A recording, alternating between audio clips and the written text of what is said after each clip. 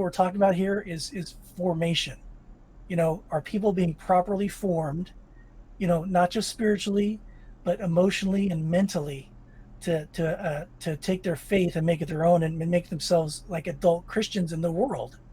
And we would say that in our experience, a lot of people are not properly formed. It's not just about Jesus loves you.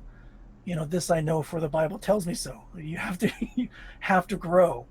um, because there's a world out there that is hostile towards Christianity and would like nothing more than for Christianity to not be here anymore. And we need to prepare people to deal with that. Yeah, I agree.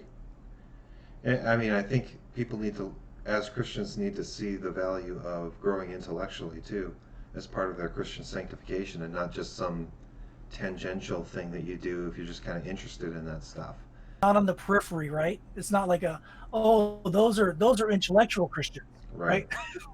No, all Christians have to have some sort of intellectual ability. Not that everybody's going to have the same gifts. It's not everybody has the same gifts, but you have to have a basic understanding of why you're a Christian and be able to like defend that.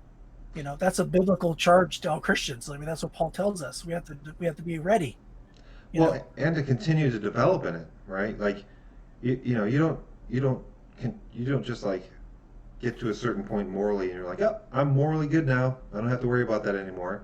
Your entire life, you're going to develop morally um, in terms of how you treat other people. You're going to grow in your love. You're going to grow in your faithfulness. You're going to grow in your intellectual integrity, your spiritual integrity, your emotional integrity. You're going to develop in your emotional health. You're going to, right?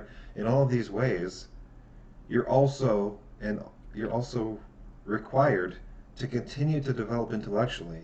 And again, I don't think any of us are saying that that requires you go off and get as many degrees as you possibly can. It just means that part of your development is intellectual, and you don't just stop that. That's part of something that continues for your entire life. You don't have to be where Robert Koons is when it comes to philosophy, or you don't have to be where Robert Barron is, right? But you need to be moving in that direction. And yeah, we're all on a journey, and to not even start it is not. I mean, it's, it's not. It's not how we're called. That's not what we're called to do by Jesus. Jesus didn't say we shouldn't start the journey.